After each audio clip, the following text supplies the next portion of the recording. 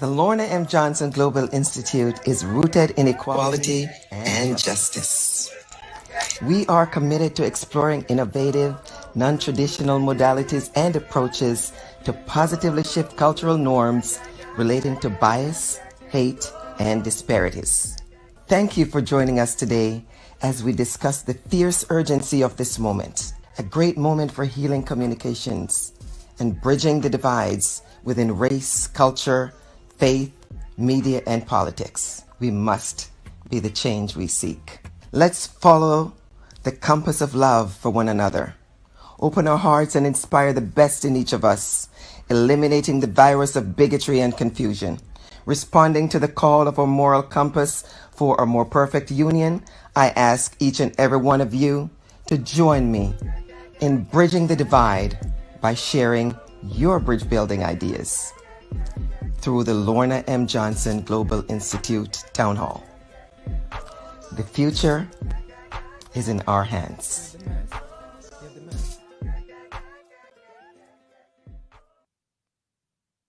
Good afternoon, good evening, wherever you are around the globe.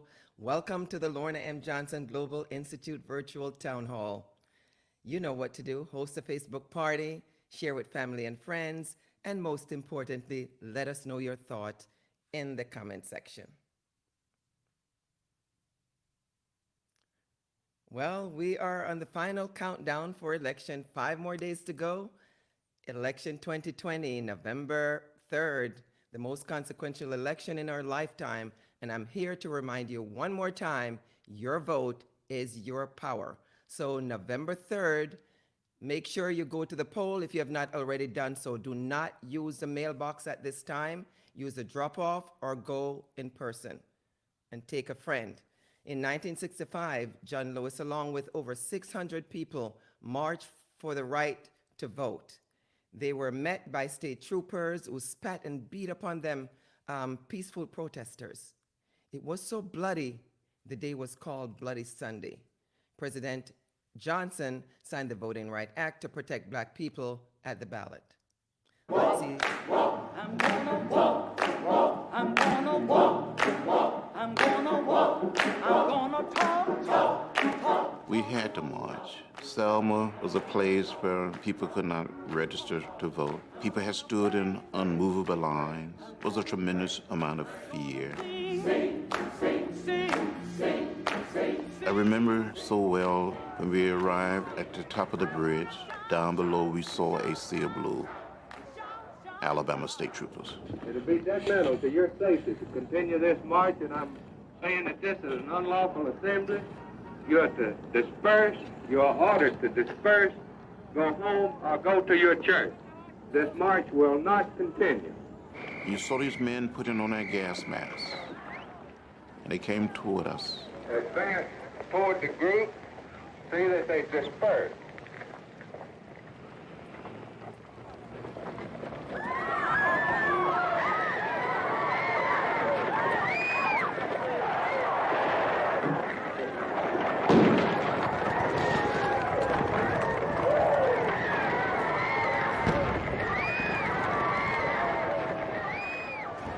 Hit in the head by a state trooper with a nightstick. I had a concussion at the bridge. I thought it was my last demonstration. Thought I was going to die.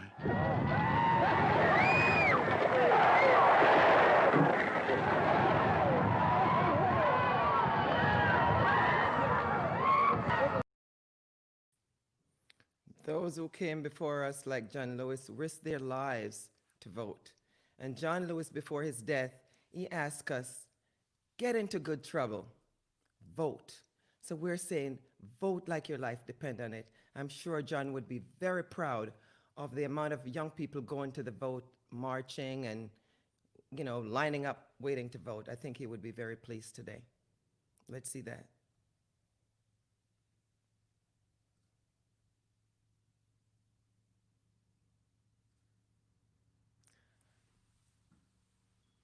All righty. Amazing, amazing. This is awesome. And it's never too much We're going to continue making sure that we keep lining up, going to the poll, and making sure that we vote. Today, we have some exciting, and amazing guests with us. We have a lot of history. We even have a candidate that is on the ballot. So we'll help you to look at the conditions of voting up and down the ballot. So we're going to talk about all of that with our next guest. Let's see, Congresswoman Maxine Waters. Congresswoman Maxine Waters is considered by many to be one of the most powerful women in American politics today. She has gained a reputation as a fearless and outspoken advocate for women, children, people of color, and the poor. Elected in November 2018 to her 15th term in the U.S. House of Representatives, she represents a large part of South Los Angeles. Congresswoman Waters made history as the first woman and first African American to be chair of the House Financial Services Committee. She serves as a member of the Steering and Policy Committee and is a member of the Congressional Progressive Caucus. She's also a member and past chair of the Congressional Black Caucus. No matter what, Auntie Maxine, as she is lovingly called, shows up and shows out for her community. Last spring, she hit a home run. As a result of her legislation, her district, CA 43, received $1 billion in payroll protection plan. Ladies and gentlemen, I am happy to present to you my mentor and friend, Madam Chair Maxine Waters.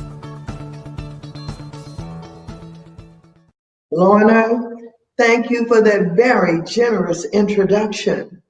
I appreciate the fact that you have asked me to be a part of this discussion today.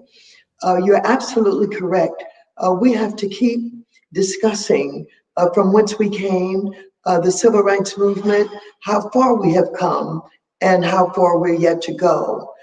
We must always identify those who are willing to make sacrifices, and we must never forget those who have brought us to this point in the history of this country. And so I appreciate the video that you just showed of John Lewis walking across the Edmund Pettus Bridge and what happened when they were attacked. I have walked across that bridge every year for 20 years. Of course, John Lewis was my colleague and my friend, but I have many friends in Selma who work very hard to keep the idea that we deserve to be free and that we should all work toward freedom and justice and equality and all of that. So again, I want to thank you for engaging us in this discussion today. As you know, this is the most consequential election of our times that we're experiencing now. November 3rd, I do believe that it will be a momentous day where we're going to see a change in government. I have faith in the people of this country to know that we must protect our democracy. In order to protect our democracy, we must not allow this president to be reelected. And I do believe that Biden and Harris are going to make fine and strong leaders who will not only undo some of the harm that has been done by this president, but they will move us forward with new ideas, with progressive ideas in order to strengthen the democracy. I also believe that they will reconnect us with all of our allies in foreign countries who have distanced themselves from us because of the actions of this president of the United States. I also think that we will make sure that we will not allow Putin, the oligarchs of Russia, and others who have gotten a foothold in our country with this president and the secret meetings that they have. They will never allow that to happen again. And so we have this election. And of course, the top of the ticket we're all focused on. And as I've said, I do believe that there will be a change and that we will elect Biden and Harris. But as you have mentioned, we've got to vote down ballot. We have the members of Congress and 1/3 of the Senate that's up for election. And it's so important that we maintain our majority in the House and that we even improve that. And certainly that we take back the Senate and certainly the White House. With that, We will no longer have to worry about the dog whistling to the white supremacists and to the KKK and the others who have been emboldened by this president. We won't have to worry that we live in fear, that we will be put in a position where we may even have a civil war. We won't have to worry that there will be non-recognition and respect for the Constitution of the United States. Because with the new leadership that this country will have, we certainly will be moving forward again to strengthen the democracy. And I can't say too much about that because I do believe that our democracy was being weakened. This president would not even denounce the fact that Russia and Putin had hacked into our Democratic National Committee. And that was a great sign there for all of us that something was wrong with this picture and the alliance that he had, not only with Putin, but with the oligarchs of Russia, was unhealthy and would undermine our democracy. And so we're out here, we're campaigning, and I'm so pleased about the Democratic Party. I'm so pleased that there's so much activity that is going on. All of the virtual meetings, all of the phone calls, all of the emails and Gmails and all of that that is going on, that is not only, reminding everybody how important this election is and how we must all vote, vote, vote, and not let this moment pass, but reminding us that if we fight, we can win. And everybody must play a role in this struggle. If we don't fight, we never know if we lose whether or not we could have won. And so I'm delighted to be with you today. And I welcome the opportunity to say to the other guests on your program, thank you for participating. Thank you for honoring the invitation of Lorna Johnson. Lorna is a hard worker. She's a leader. She is leading in the Democratic National Committee. And I don't know where she gets the time and where she's got the hours. She's a businesswoman. She's a businesswoman who have not only continued to have a business, but also to take time from that business to be of service to her country. And so I want to thank you, Lorna, for all that you do, all of the support that you give, all of the traveling that you do, everything that you do to strengthen this country, to make this a better nation, and to again strengthen our democracy. I'm delighted that you invited me today. Thank you so very much. Wow. I mean, from my heart, I thank you very much, Madam Chair. As I want to say, you're making me almost want to tear up. I'm just so appreciative of you as a mentor and as a friend. And I just pray that you will continue to do the work that you are doing. I know you've been working hard, and there are a lot of people. There are some that love and some may not love so much. And I know you've been also a part of experience what gerrymandering is like, and those things are on the ballot. I also know that you have done so much hard work in the area in your 43rd district, and now they're putting, because you've spoken out so much about number 45. I know that is why they put a challenger out for you to work even harder. But I know it will not faze you because we have so much power and so much behind you that this is going to be just another day at the poll, and everybody will come out and you will see the difference in your poll, because we got to have you back on that chair. We got to give that gavel back to you because, you are the one that really knows how to use it. So I thank you so much. I have another little interesting person here for you. John is coming later. He's coming on the half an hour. But there's a young lady. We started the Girls Tribe, if you remember, and you wrote a letter to a young woman. She was at the time 17 years old. She just had a birthday a couple of days ago. And so I invited her to meet you since you were not able to meet her the last time. And I think she has a few words that she wants to share with you. Thank you. Go ahead. Hi, Sierra. Welcome to the show, Sierra. Here comes Congresswoman Maxine Waters. You've been wanting to meet her. So there you go. There's your chance to say hello and tell her what you have in your mind.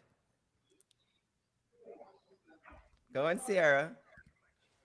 Hello. Mother, I had it on mute. Go ahead, baby. Can you hear me now?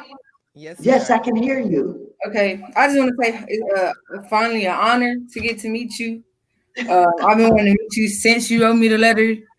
The letter, I connected with it on a different level. It was certain things that you said that like really stuck with me. Like first, how you addressed the letter.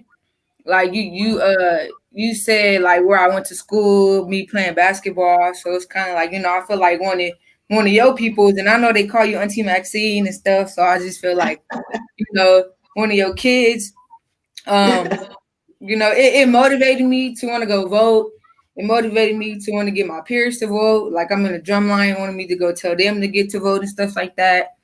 Um, and the most important thing that really stuck with me was the last thing you said about Sojourner Truth, about how you were born of great power and that you could achieve anything you could imagine in your wildest dreams. That really stuck with me because sometimes I'll be feeling like I be wanting to give up sometimes, and I don't want to, you know, sometimes life get hard and I just get discouraged and stuff. So it's like every time I feel like I want to give up, I think about what you said, and it kind of motivates me to keep going and to kind of like just make a change in this world and in my community and things like that. So I just want to tell you thank you for that. Yeah, that's just about it. Well, thank you so very, very much. You know, doing my work and our work and Lorna's work, if we can motivate and inspire young people like you, then Mhm. everything that we do is worthwhile. Every hour that we spend, every time we're able to, overcome, confrontations, etc. And sometimes it gets very difficult, but it's worth it if in fact what we do and what we say has meaning. And if in fact there's anything that I have said that gives you courage, that makes you, just get up and go, even when you thought that you couldn't take something anymore, when you have been discouraged, and when you think about me or you think about her, and you say, wow, what they said to me or what she said to me really makes me feel good. And I'm going to not worry. I'm not going to be discouraged. I'm just going to get up and go at it again. If you Right. do that, then everything that I do is worthwhile. Thank you so very much. And I know you're going to be just fine. You have everything that it takes to become the person that you'd like to become as you grow into your older years and the career that you dream about, that you want to have. It is going to happen. You can make that happen. And I believe that you will do that. Thank you. That Hey. is awesome. And, Sierra, I would like for you to read the lines just to refresh Congresswoman what the lines said, what Sojourner Truth said. Read it out loud for us and Um. share it with everyone. Okay, it says, in these challenging times, I want you to remember Sojourner's words and know that you were born of great power and that you can achieve anything you can imagine in your wildest dreams. You are mine and Sojourner's hope for the future, and we are counting on you to win the future and turn this world right side up again. I wish you all the best at Clapton College. Sincerely, Maxine Waters, Member of Congress. All right. All right. All right. So Okay. we're going to turn the world upside down again. Wow. Because, Yeah. right. Sojourner Awesome. Truth. Sojourner And And Truth. go ahead. if you have not had a chance to read about her life and the leadership that she provided, where, her famous words were, and ain't I a woman? I want you to read about her Right. and get to know the kind of courage that she had. She was just fighting for freedom, not only for, blacks, but for women also. So thank you. And my drumline is actually coming to the event on the third, so I get to meet you in person. By the Oh, way, well, we was Okay. not supposed to know that, well, Sierra. my part. Supposed to be a Secrets surprise. revealed. Okay, well, thank you. I Okay. look forward to it. All right, Sarah. Thank you, Okay. sweetheart. Okay, be good, and we're gonna go voting tomorrow, right? Okay. Okay, All bye right. bye. Bye. Okay, so next we have up another part of history, Kwame Abernathy. Let's look at his background here. Go ahead. Kwame Abernathy is the youngest son of Dr. and Mrs. Abernathy. He is a graduate of the University of Pennsylvania Law School and Williams College. Born in the first generation following the civil rights movement, Kwame has a unique perspective as a progeny of the leadership of the civil rights movement as well as the product of today's hip-hop generation. Kwame traveled the world to speaking engagements and press conferences with his father, Dr. Ralph Abernathy, co-founder of the civil rights movement with Dr. Martin Luther King, until his death in 1990. He took the same path with his mother, Mrs. Juanita Jones, sharing opinion and experiences at the forefront of the civil rights movement until her death in 2019. Kwame challenges himself to operate outside his comfort zone, traveling the world and learning other cultures using his acumen to work in various departments and industries including legal, corporate, entertainment, government, film, and television. Ladies and gentlemen, son of the civil rights movement, Kwame Abernathy. Hi, Kwame. Welcome to the show. And don't go anywhere, Congresswoman. We need you for a few more minutes. Kwame, welcome to the show. How are you doing? Good to see you. Oh wow, I'm outstanding. I'm blushing, Lord. I tell you, that was an awesome introduction, and of course, Well then deserved. to hear the Congresswoman first is wonderful. This is exactly what I needed personally, leading up to these final days before this election. Absolutely. You know, stifling black men's vote is black vote and particularly black men vote has been legendary. And I know you've been traveling many years with your dad from your story, with your dad in the civil rights movement, listening to different stories. How would you compare then and now, and how the impact of the black men and what is able to penetrate or to influence them in terms of not knowing which way to go to which way to vote at this time? Well, I believe and I feel in my heart that we are in the middle of today's modern day civil rights movement, and as our Jewish brothers and sisters say, that the shofar, the alarm is ringing, and it's time for us to answer the call. Each generation has to deal with the issues of its time, and this is obviously our time. Black men, Black women, Black youth, Black elders. It is time for everyone to continue to put our foot on the gas and to push in all avenues, in all venues, our agendas, whatever our personal agendas may be, regardless of where you are, uh, race, color, creed, class, and society. We have agendas that we must pursue. We've got to move forward in that regard politically. That's the only way that our future will be secure. Right. Otherwise, we'll continue to be doing the same thing. Oh. Before my mother passed, she would repeat to us, my brother and my sisters, that she had a dream before she died, that she was in a wheelchair going on a march. And, in the middle of her dream, she kept saying to herself, why are these young people still marching? And of course, in the march were the children of the children of the civil rights leaders. And she was thinking to herself, why are we marching and they've already done this? Why are they still marching?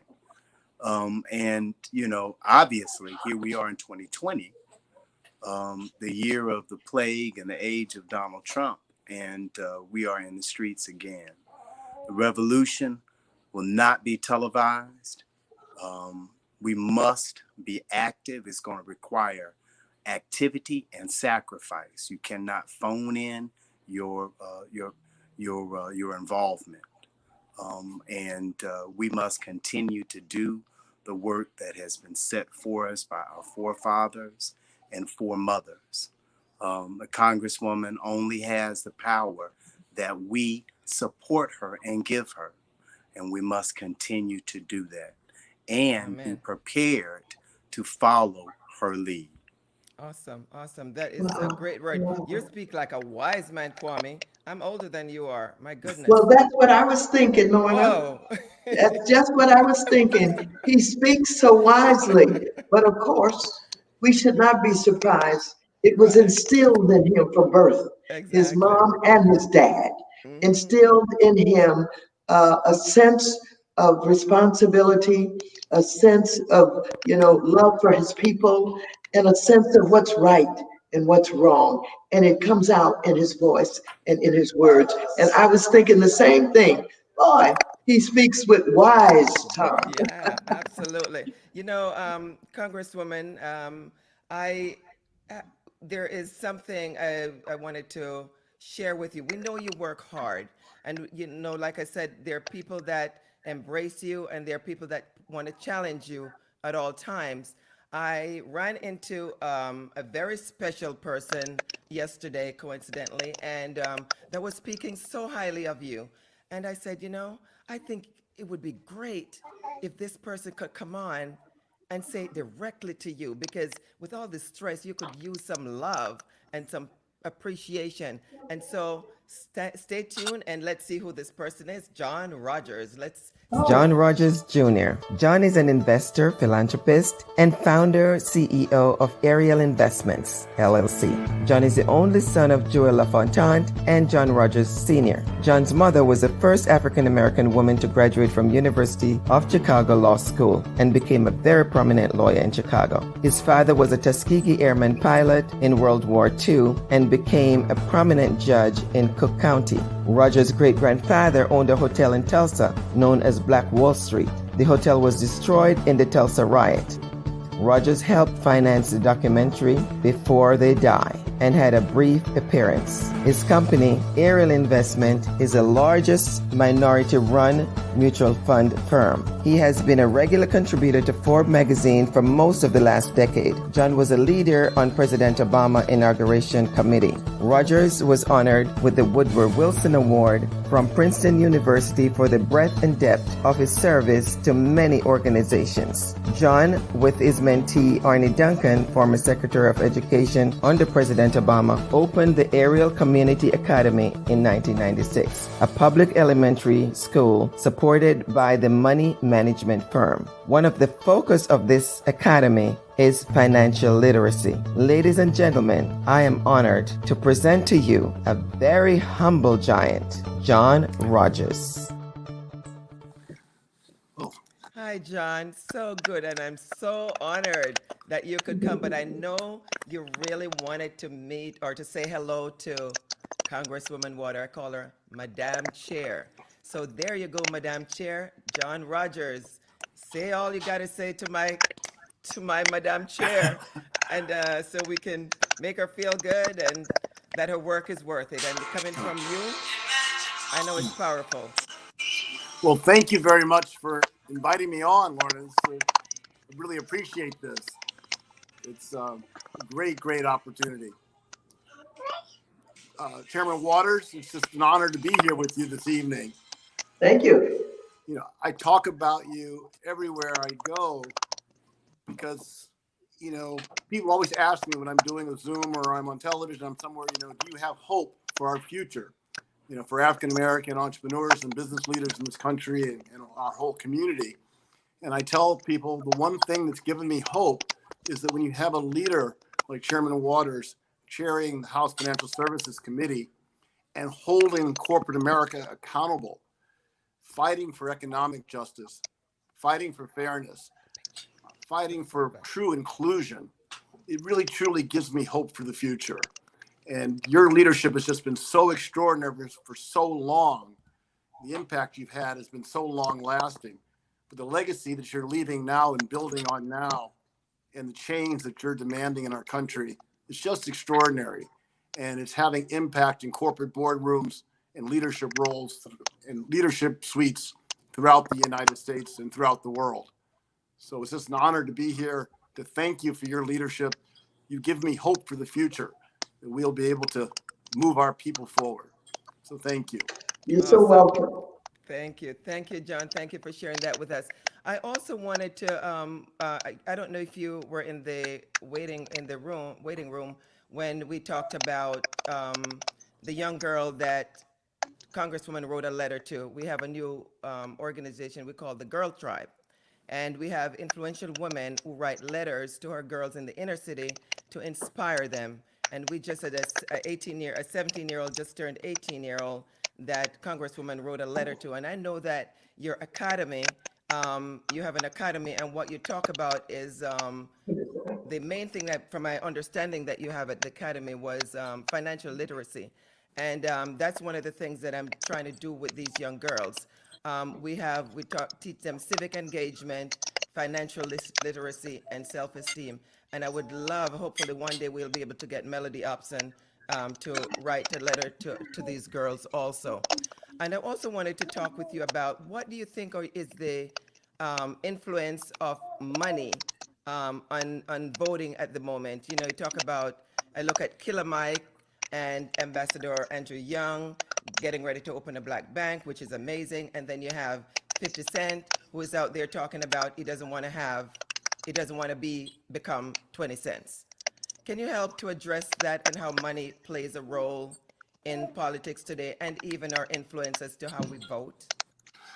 Well, it's extraordinarily important, more than ever. And one of the key things I'd start with to say from the financial literacy work that we have at the Ariel Community Academy, which is 500 African-American students on the south side of Chicago, we're not only teaching them about the stock market and the power of investing over the long term. And Melody and I go down and visit the school. The kids come down to our offices and learn how to do research on companies.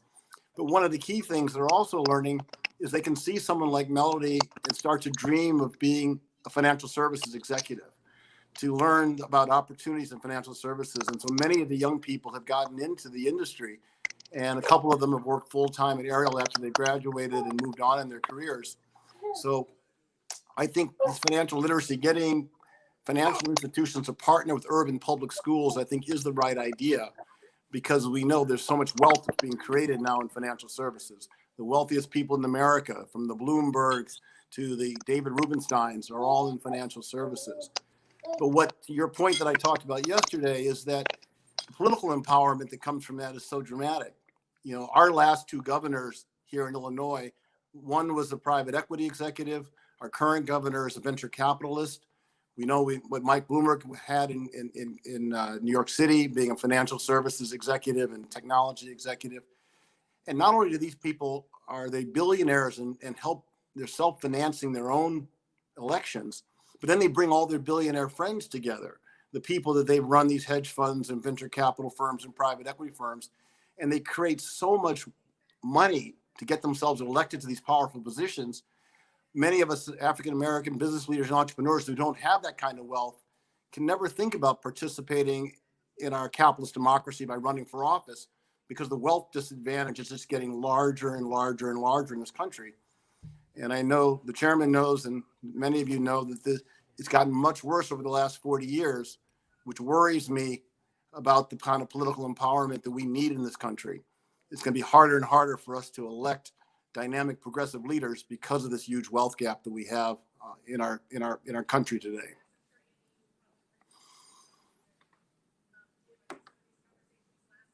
You know, right now we have, even look at Congresswoman Waters. She, you know, you got a bite with the gerrymandering situation.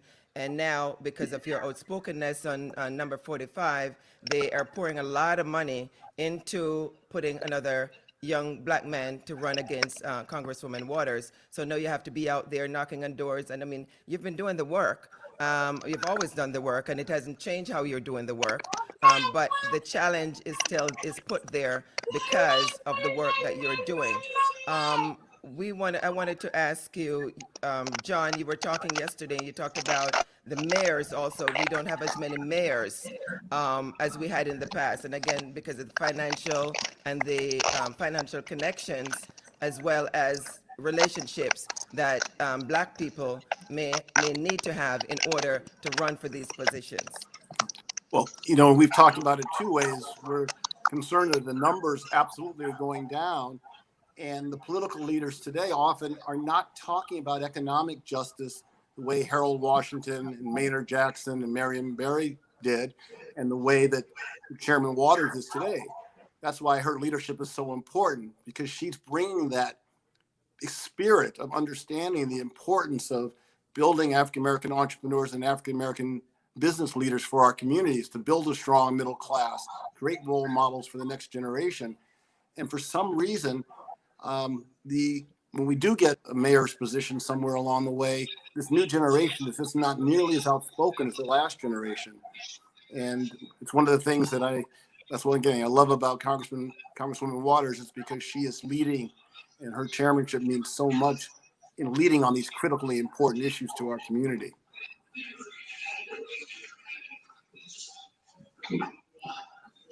We're gonna, Lorna, yes. I'm going to have to leave. I have a meeting for the campaign, but I want to thank you again for inviting me. But I want to share with you that John Rogers is one of those go-to persons that we call on to tell the story. He's one that we call before our committees to be one of our witnesses presenting, information about what is happening, particularly as it relates to diversity and inclusion and opportunities or lack of, and what helping us to understand the C-suite and what goes on there. So I'm very appreciative. He uses an awful lot of his time, educating and participating in ways that will open up opportunities. So I'm pleased to be here with him today. I'm also pleased to be here with you, Kwame. I know your dad, one of the greatest Americans that ever lived, and the contributions that he made, recorded in history, will never be forgotten. So thank you for this moment, Lorna. And I must leave and go about campaigning to deal with this young Black Republican with $8 million that's running against me. Well, again, words cannot express my gratitude for all of the work that you're doing. You're my friend, you're my mentor, and you've always been there. Regardless, you're always come true. So I know you will. This is only another little bump in the road right now, but you'll be back with your gavel, and we're looking forward to seeing you back with your gavel real soon. So thank you Thank very much you. for coming Thank through. you so Thank you very so much. much. Thank you. Thank you. And Kwame, so what? And I'll do this for John also. How do you think that racism is playing a role in this election? Do you think that racism is really playing a role in this election? And if so, how? I heard just about every day from my mother. God rest her soul, but racism is alive and well in America, and it has not gone anywhere. Race and racism is going to be an issue in just about every facet of our society. It's embedded in the fabric of our lives, and slavery is codified in this Constitution. So race and race issues will be something that we will forever need to address. One of I think our major problems in this country is that we've missed so many of the great opportunities, or what people call today teaching moments. We've missed so many opportunities to address race and racism. And I'm thankful now that I'm here in this moment, that I can put my hands and be active in addressing this race moment. My brother, I'm not gonna, take credit for this, but my brother shared with me at one moment or another. But that's why one of the issues, I guess, one of the vestiges from the civil rights movement was police brutality. And that was an unresolved issue, an unaddressed issue. And here it is in 2020, rearing its ugly head. So as things change, they still remain the same. And it's unfortunate that this generation has to see and understand in this way, but I am thankful that this generation is able to see and understand in this way, so that we can move forward. I have a very good friend of mine was explaining to me, she shared that it was so hard for her as being a child of the civil rights movement to explain race and racism to her child in this new age. And she said that her daughter challenged her, and she said, Mommy, you sound like the people teaching me about racism. You sound like the people that you're telling me to avoid.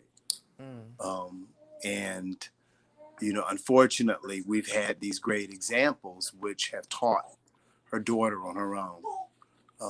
So we have our work cut out for us. It's nothing new for us as Black people here in the diaspora since, 1526. Nothing new for us here. Wow. Business as usual. Yeah, John, do you think that that people who Black people, Trump emphatically say, unequivocally, the things he said is plain old racist things that he said, and so we know who he is. And do you think that Black people, especially Black men who vote for Trump, are they exhibiting self-hate? John, what do you think, both of you? Yeah, I don't understand it. I actually do not understand it. I'm not a psychologist, so I can't talk about self-hate. I can just say the question we need to continue to ask is, look at his time running the Trump organization all these years and his father running it before him. How many African Americans worked in the C-suite with him along his career?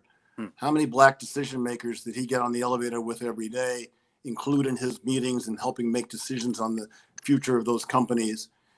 I don't know of any senior African Americans that ever worked for him.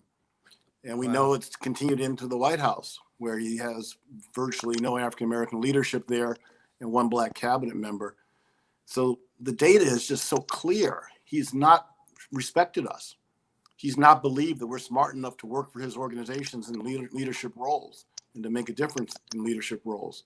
So that's all to me. I always tell people the real test is, who do you bring into your office space every evening and every day, every day of the week? Who are you working with closely? Who are you going to for advice and counsel? And he clearly does not have respect for our community, and therefore we should not have respect for him. We should not be voting for him. He's not interested in us. He's not shown an interest in us.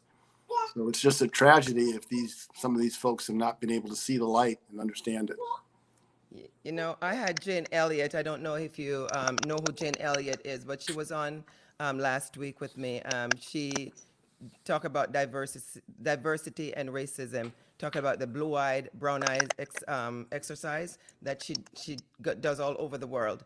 And she said, racism is just simple ignorance. How do you feel about that? Do you think it's just plain ignorance, or do you think there's more to it? Either of you. I'll just say quickly, I think it's more than ignorance. People have these biases. Sometimes people have unconscious bias. Other people have conscious bias. They had, grandparents. It wasn't that long ago who talked about my great-grandfather's hotel being burned down 100 years ago. People who grew up during that period and then all into the civil rights movement era, now it's their kids and their grandkids are the ones in leadership roles in our society. And they learned from their family members to not respect us, not believe in us. And, what a lot of times the kind of person you are is totally defined by what your parents and grandparents taught you in your formative years. And I think that's what we're suffering with now, is that next generation doesn't understand that we deserve respect for our excellence and our commitments to being able to be thoughtful and great leaders in everything that we do in our society. I'm very appreciative for people like you who really, you're doing well. You're maintaining your blackness in the black community, and helping the black community in so many ways, and giving so much back. Even with the school, I think it is so amazing what you're doing, and I'm sure you have a lot of people that you continue to mentor. Racism is definitely systemic, but somehow I feel that we are in a special moment. I really believe that the young people are more educated, and that we are on a precipice of positive change. And I think if we get the right people in the White House, and you could chime in and tell me what you think, but I just feel that if we get the right people in the White House, if we keep our feet to the pedal and keep pushing and demanding what we want as a people, we know, I believe, that the power is in the hands of the people. And so, do you believe that? And if so, what can you say to the young people, or the people that are out there wavering at this time? I don't know why anybody would be wavering at this time. It's beyond me that people would be still wavering as to how to vote, but people are. What do you have to say to these young people? Is that from here? Kwame. Kwame, go ahead, and then John, you can take it. I'll take it. Look, vote. It is a blood ballot. People died for our right to vote. Vote because your ancestors cannot vote. I vote for everyone whose shoulders that I sit on. It's so very important. And not only do we have to vote in every election, local elections, national elections, but it's time for us to be politically active, to take responsibility for our communities, how our communities look. That's up to us. It's where we live.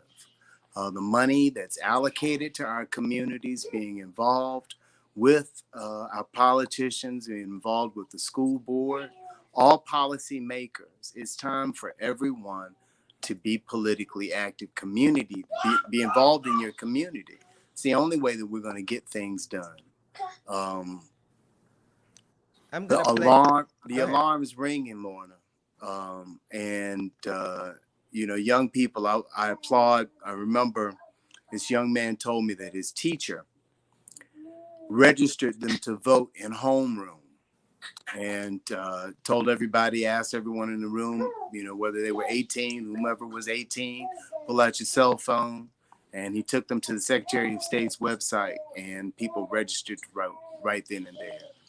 Awesome. That's where we have to be, that kind of mindset moving forward. You've got to each one teach one. Take everyone that you can, not only to vote, but to improve our and their situation. We've got to understand that we are interconnected. And I am only as good as my community, and the community is a collection of those people and the families that live within. Financial literacy, whatever I know, I need to also involve and bring people along. As Lauren, as you mentioned, Killer Mike and the ambassador and their new venture, I'd be remiss if I didn't mention my college roommate, Wole Coaxum, and his new venture, Mocafy, which is also another bank which is going to be working in our community, underbanked community and underserved community. It's our time right now.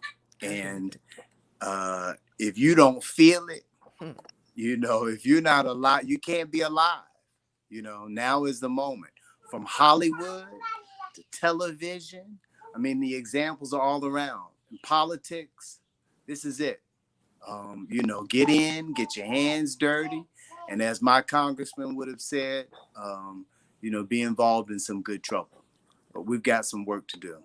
Nice. Before you, I'm going to ask you one more question, John, but before I do that, I just saw this video, and it's almost spooky. Just watch it and see, and let's talk about it. Suffice it to say that we stand in one of the most momentous periods of human history. And in these days of emotional tension, when the problems of the world are gigantic in extent and chaotic in detail, all men of goodwill must make the right decisions. And on Tuesday, 1 week from today, the people of this nation must decide whether they want America to remain true to the great words of the founding fathers. We hold these truths to be self-evident, that all men are created equal, that they are endowed by their Creator with certain inalienable rights, that among these are life, liberty, and the pursuit of happiness. We must decide whether those words will be firmly etched into the structure of our nation, or whether we will allow our nation to be relegated to a second-rate power in the world with no moral voice.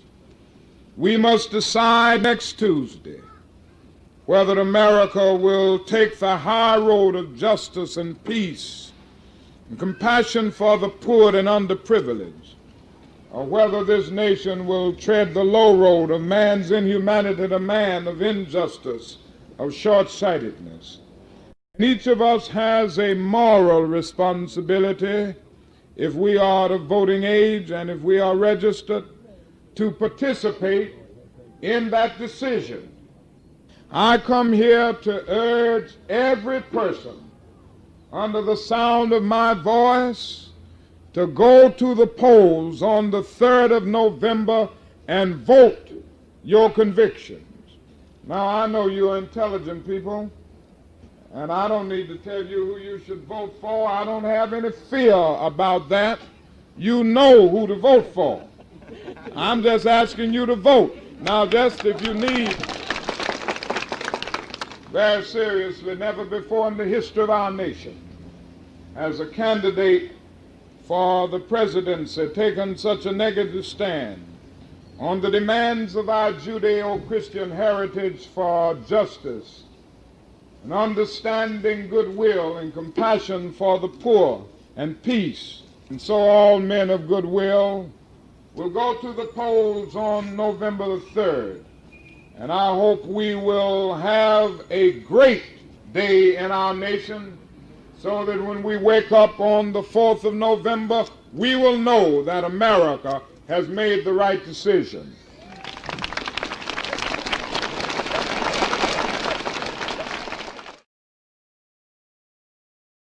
Wow. Wow. Wow. Can you believe this? Could it be any Tuesday, November 3rd. That's what he said.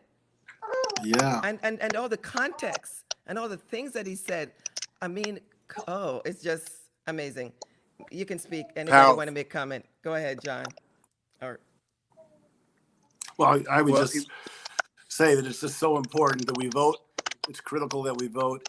And we know that this Biden administration will put African Americans in senior roles, maybe for the first time as Treasury Secretary, maybe the first Black chairman of the SEC, big positions that can really impact our communities and create wealth for our communities. And hopefully, and I've been talking to Reverend Sharpton about this, we have to insist that they put Black people who are willing to be in the spirit of the late John Lewis, people willing to speak up when they see things unfair and speak out when things are immoral, and have the ability to make the good trouble. You know, the kind of people like Eric Holder did when he was head of the Justice Department, Valerie Jarrett, who's going to speak up and fight. We need those kind of leaders in these new leadership roles that are going to be coming in January, and they can really fight for us and make a difference for us. And hopefully, and I'm confident that Joe and Kamala will get the right people in place to lead us. And we know that Trump will never, ever do anything remotely like it. Well said. Couldn't have said it better myself. You want to say a little closing, something in the closing? We're getting ready to wrap it up. You want to say something, Kwame? Oh, definitely. That was a good-looking man over his right shoulder there. Right? That was Daddy, huh? How about Amazing, that? amazing, amazing. Yeah, no, that clip is I saw it this morning, but it's amazing. History, how history repeats itself, the So, words, it's something else. I wanted to say something about voting. I tell young people all of the time here in the state of Georgia, you can't serve or be asked to serve on a jury and unless you are a registered voter. And people are, they're like, jury duty. Who wants to do jury duty? Well, you can't save someone's life if you're not on that jury, and that is so very important. Not that you may get someone off, but that you may be that person that can add some empathy and help to change somebody's life. It's so very important. It's citizenship education at its best. And it's just a part of what we have to do to be good citizens in our communities. Voting, being active, picking up this trash that's all around us, educating our children, and taking care and looking out for others. beautiful. Well said. Well said. I mean, word cannot express my gratitude. I feel we had a dream team here today, dream team of history. You know, John, with your great grandfather that got his hotel burnt down in Tulsa. I mean, I didn't even know that, but reading up about, yeah, learned that, and it was like, and then Kwame with your history. I mean, we got just a dream team of history here today, and I am truly honored to be able to, for us to be together and to be communicating with you guys, with both of you gentlemen. I am truly honored, blessed, humbled. Little immigrant girl from Jamaica like myself can be in your presence. So thank you so much for sharing your time with me, John. Thank you, Kwame. We must communicate with these young people. It is important that you understand that your vote is your power, and you can demand what you want. If you don't vote, as I said before, then shut up. But you must vote. Do not mail your ballot in at this time. Make sure you either drop it off at a drop box or you go to the poll. COVID-19 is on the line. Over 220,000 people are dead. They are your mothers, your fathers, your brothers, your sisters, your uncle, your aunt, your cousin, your friend. They're the healthcare workers. They are the first responders. They are real human beings. And 1 in every 5, almost 1 in 5 black men or black person will succumb to this virus. So please, criminal justice reform is on the line. Racial injustice is on the line. Economic injustice is on the line. So you have the power to demand what you want from your elected official, and the only way you can do it is by voting. Voting is your voice. Everything that happens around us, whether you want to believe it or not, has politics is involved in it. From whether it's paving your street or the person who decides how much time you spend in jail. Be aware of that. Be aware of bots and trolls. Do not get caught up into listening for things that doesn't make sense. Make sure you're getting your source, your information from the right source. iwillvote.com. If you have not yet voted, go there. Make sure you register to vote. And if it's not too late, but one thing, like I said, I cannot re-emphasize, do not mail your ballot at this time. Make sure you take it in or vote in person. And for all you young people that are out there protesting, it is all, like I said, it is all right. Make sure you wear your mask. Wash your hand, social distancing. Remember, when we all vote, we all win. So again, I want to thank all my guests that were here today. Thank you for all your input and for sharing your lives, your experience, and your knowledge, helping the young people and everybody to understand the importance of voting. Martin Luther King in that clip could not have said it better. I shouldn't have to tell you who to vote for. I shouldn't have to tell you who to vote for. It's right there in front of you. Make the right decision. Let us maintain our democracy. It is hard, but we have to do it. So again, to all my listeners, I want to thank all of you for participating. Thank you. May God bless you. And I have a final clip for you. Stay tuned, listen. Again, thanks all of you. God bless you and goodbye. Voter suppression has taken many forms. People have been denied the right to vote for, well, now 80 years. First, they used the poll tax to keep black folks from voting. Then, it was the literacy test, racial terrorism, and violence. I don't want everybody to vote. New day, same old dirty tricks. There are those in power who are doing their darndest to discourage people from voting. Calls for investigations after claims of voter suppression. President Trump sabotaging efforts to vote by mail. If your vote didn't matter, they wouldn't try so hard to take it from you. Vote early. Vote like your life depends on it. I'm exercising my right to vote, and you should too. Not because I want you to, but because he doesn't. Vote, damn it! Vote!